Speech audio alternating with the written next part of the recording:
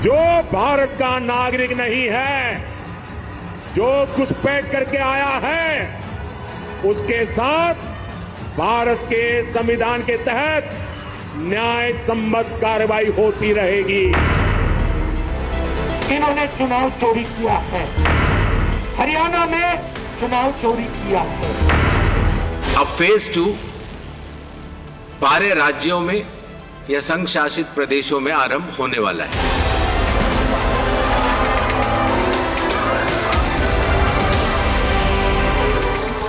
और आपने का पास से 1,000 करके छुपाया, तो हम क्या बोलेगा? चोरी किया, चोर को जवाब देना बोलो।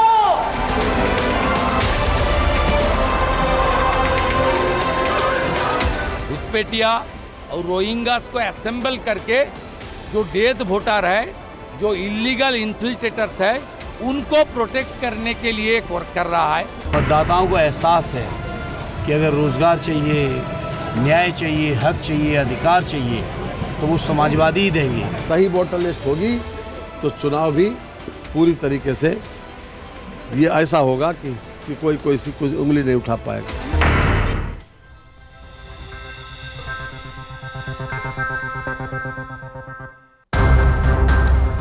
नमस्कार। एसआईआर को लेकर सिर्फ अव्वल जारी है। कांग्रेस से लेकर समाजवादी पार्टी और बंगाल से लेकर तमिलनाडु तक राजनीतिक दल एसआईआर के विरोध में लामबंद हो रहे हैं। कांग्रेस ने ऐलान किया है कि संसद के शीतकालीन सत्र में वो दिल्ली में एक विशाल रैली करने जा रही है। मतलब साफ है, एसआईआर पर बवाल आने वाले दिनों में बढ़ेगा। मगर जो प्रमुख सवाल हैं वो ये हैं कि क्या 12 राज्यों में चल रही एसआईआर की प्रक्रिया चुनाव के परिणाम को प्रभावित कर सकती है? क्या घुसपैठियों का वोट बैंक बचाने के लिए एसआईआर का विरोध किया जा रहा है, जैसा कि भाजपा आरोप लगा रही है? क्या वोटर लिस्ट से अपात्र लोगों के नाम हटाना गलत है और भला इससे किसको एतराज हो सकता है? वोटर लिस्ट संशोधन, इससे भला किसको एतराज होगा? ये ऐसे सवाल हैं जिनका जवाब मिलना बहुत जरूरी है। और न्यूज नेशन के मंच पे आज इसी के लिए हमने बहुत ही खास मेहमानों को आमंत्रित किया है। भारतीय जनता पार्टी से डॉक्टर गुरु प्रकाश पासवान साहब, बहुत धन्यवाद हमारे प्रोग्राम में आने के लिए। अनुराग भदौरिया साहब समाजवादी पार्टी से, प्रियंका गुप्ता जी कांग्रेस पार्टी से और श्वेता प्रिया जी मेरे साथ जनता दल यूनाइटेड से। आप चारों का बहुत बहुत धन्यवाद। और मैं प्रियंका जी, श्वेता जी, मैं आपसे शुरुआत करना चाहूंगा।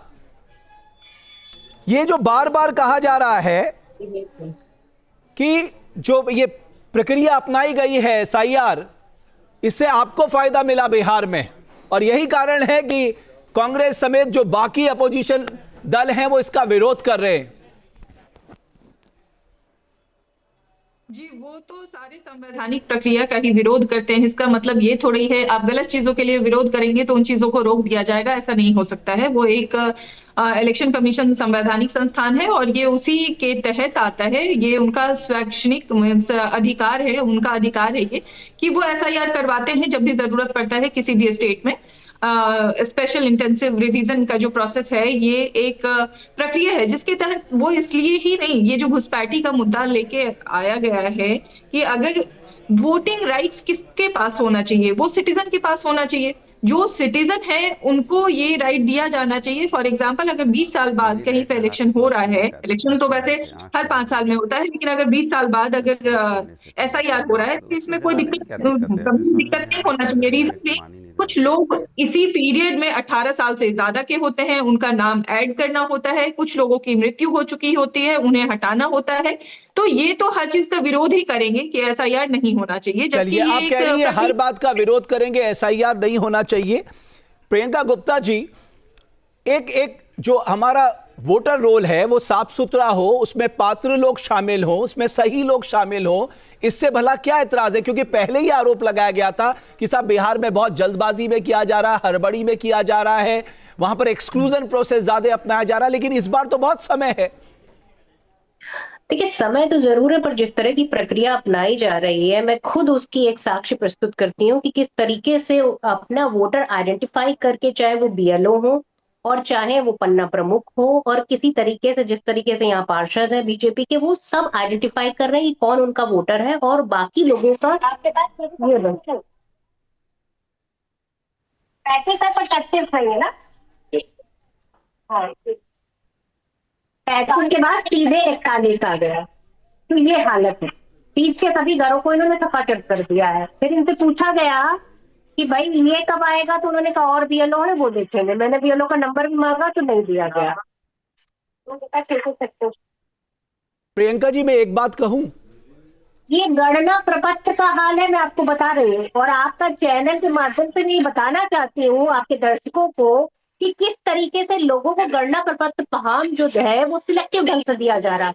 बीएलओ और पन्ना प्रमुख और पार्षद अपने घर में बैठ के डिसाइड करते हैं कि किसको ये प्रपत्र जाना है, किसको ये प्रपत्र नहीं जाना। एक बात कहूं आपसे, तो किस तरीके से एक पारदर्शी प्रक्रिया है और किस तरीके से ट्रांसपेरेंसी है, किस तरीके से डाउट नहीं डेवलप हो रहे हैं, क्या ये प्रक्रिया पूरी तरीके से साफ सुथरी है? मैं सवाल पूछना चाहती हूँ प्रियंका जी। अगर मैं आपकी आपने जो बात कही, आपने कहा बीजेपी के पार्षद, बीजेपी के पन्ना प्रमुख ये प्रयास कर रहे हैं, तो मैं कहना चाहता हूं आपके जो बीएलए हैं, मैं बीएलओ की बात नहीं कर रहा हूं, बूथ लेवल ऑफिसर की, मैं बीएलए की बात कर रहा हूं। आपके जो बूथ लेवल एजेंट हैं, हमारे बीएलए पे डिपेंडेंट हैं क्या? चुनाव आयोग हमारे बीएलए पे डिपेंडेंट है? तो आप भी इस्तेमाल करिए ना, आप उनको लगाइए कि अगर कहीं गड़बड़ी हो रही है तो वो खड़े होकर सही लोगों को, पात्र लोगों को सूची में डलवाएं। हो रही है, मैं आपको बता रही हूँ, साफ साफ गड़बड़ी हो रही है। अगर मगर क्या है इसमें, आप बताइए। मेरा बीएलए या मैं खुद जाकर अपना फॉर्म जमा करूंगी, उसके बाद सिलेक्ट हो जाएगा, उसमें कोई कमी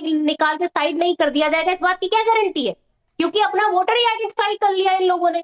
जो पन्ना प्रमुख है वो यही काम कर रहा है, अपना वोटर आइडेंटिफाई करके गणना प्रपत्र। और मैं कहती हूँ कि हर घर में बीएलओ पॉसिबल है, तो बीएलए क्यों नहीं बीएलओ जा रहा? जब आप मैडम, लेकिन जो इनोमिनेशन फॉर्म है वो तो आप जमा करेंगी, आपके परिवार के लोग जमा करेंगे, आपके रिलेटिव जमा कर देंगे आपके नाम से। कौन उसको चैलेंज कर रहा है? एक बात क्लियर करिए। नहीं सुनिए, पहले मेरी बात।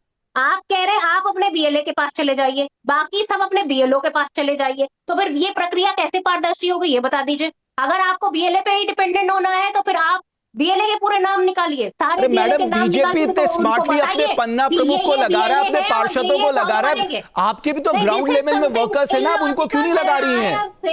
नहीं, बिल्कुल अपारदर्शी प्रक्रिया है। मैं पूरी तरीके से ऑब्जेक्शन उठाती हूँ उस प्रक्रिया पर। और आपने चुनाव आयोग से इसकी शिकायत की मैम?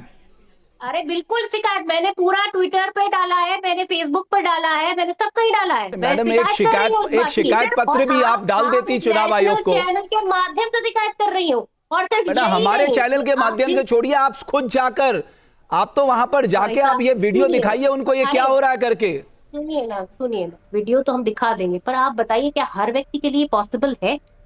आप ये बताइए। मेरी आवाज तो ठीक है चैनल के माध्यम से चली जाएगी, मेरी आवाज तो सोशल मीडिया के माध्यम से चली जाएगी, और मैं अपना फॉर्म ले भी लूंगी, पर प्रॉब्लम ये है क्या एक आम आदमी के लिए संभव है जो ये अपना सारा काम छोड़कर सिर्फ एक गणना प्रपत्र के पीछे भागता रहे?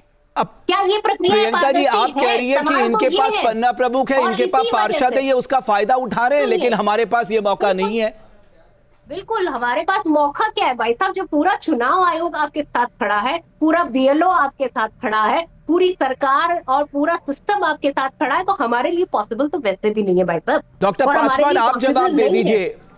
मुझे लगता है कि एसआईआर को लेके ये जो असमंजस की स्थिति है स्पष्ट तो होनी चाहिए सर। नहीं देखिए रमेश जी, मैं बहुत ध्यानपूर्वक सुन रहा था, और मैं तो बड़ा ही छोटा प्राणी हूं, मैं क्या जवाब दूंगा और मेरे जवाब से क्या ही संतुष्ट होंगे। जब सर्वोच्च न्यायालय ने एक बार नहीं कई बार कहा है, आप कहिए तो मैं सर्वोच्च न्यायालय के शब्दों को दोहरा देता हूं। सर्वोच्च न्यायालय ने एसआईआर के संदर्भ में कहा है, it is a constitutional process, it is mandated bye article 324, 325, 326 of the constitution of India. Number एक। नंबर दो, रमेश जी आपने बहुत अच्छा सवाल पूछा, इनके बीएलओ इनके बीएलए कहां पे है?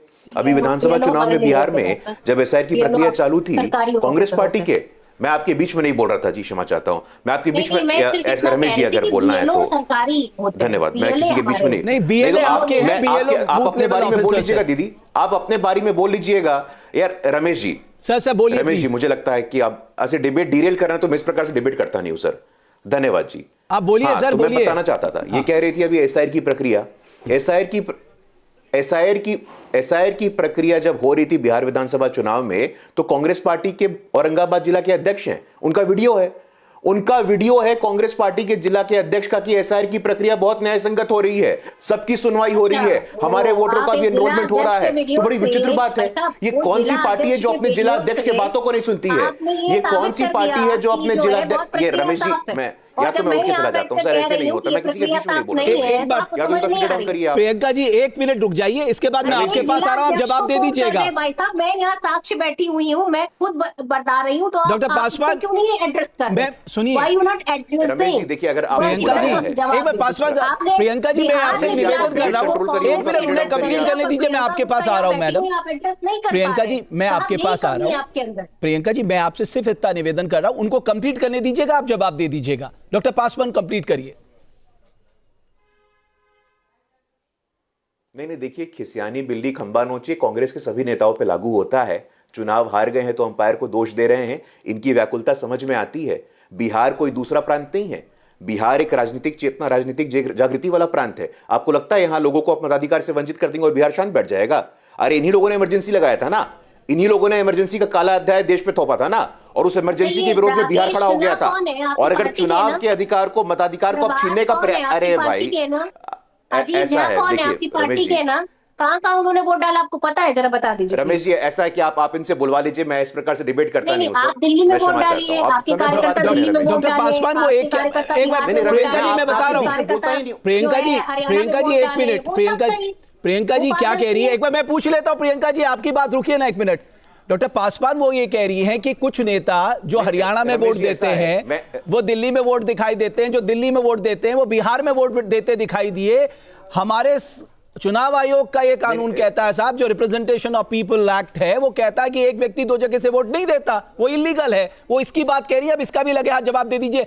डॉक्टर पासवान बोलिए, उसके बाद मैं प्रियंका जी आपके पास आऊंगा।